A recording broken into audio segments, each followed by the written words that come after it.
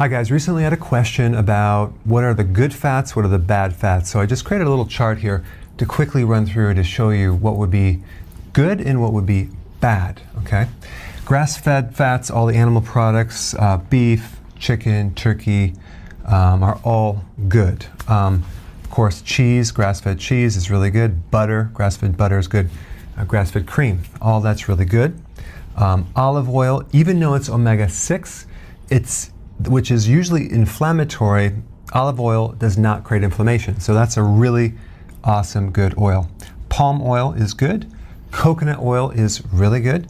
Nuts and seeds have healthy oils.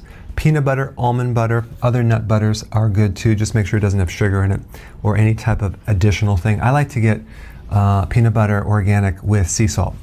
Avocado is awesome.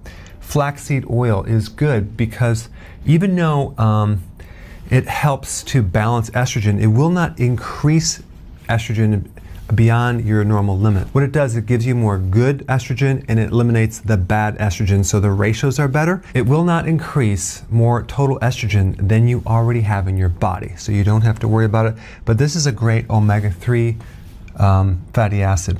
Sesame seed oil is really good as well. This is good for the blood. It's also in something called tahini. You can get it at the health store or any grocery store has it. So then we have lard, which is from pork, and tallow, which is from beef. So I'm not promoting that you're consuming large amounts of this, but if you're consuming different foods and it's in the pan, it is not a problem at all. The only thing is with people with gallbladder issues, if they consume too much saturated fats, it might aggravate the gallbladder. And these animal products are not grain-fed, they're grass-fed.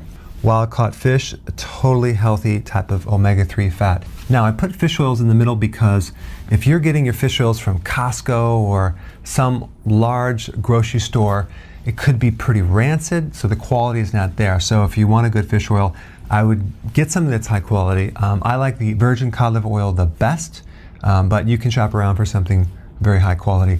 Safflower oil and sunflower oil are right in the middle too. These oils are not a problem. It's just that they're high in omega-6.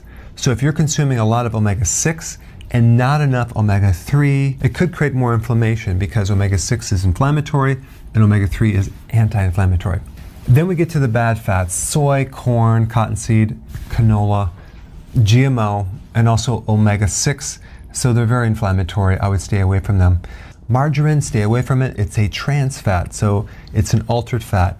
You're going to see it either partially hydrogenated or hydrogenated.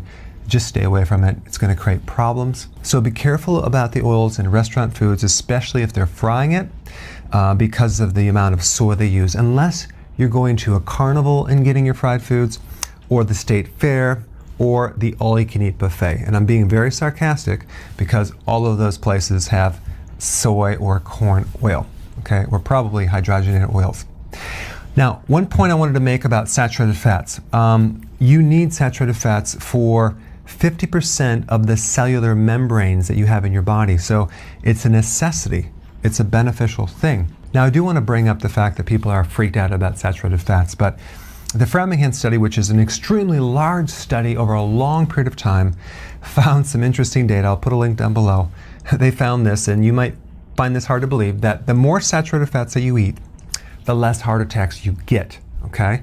Now, I'm going to put some data down below to check this out, but that's a fact, okay? So saturated fats do not create a problem. It's the insulin, it's the sugars that do it. And the other really important fact I'm going to bring up is that there is no study that connects consuming high cholesterol foods with increasing your cholesterol, okay? Why? Because your body makes cholesterol, and if you eat more, it makes less, okay? That's interesting. And the last point I want to bring up is the plaque that clogs your arteries is actually 26% saturated fats, and the rest of it is unsaturated fats. So you don't have to be afraid of consuming healthy saturated fats. Really, you need to be concerned about the unsaturated ones, especially if they're GMO. I'll see you in the next video.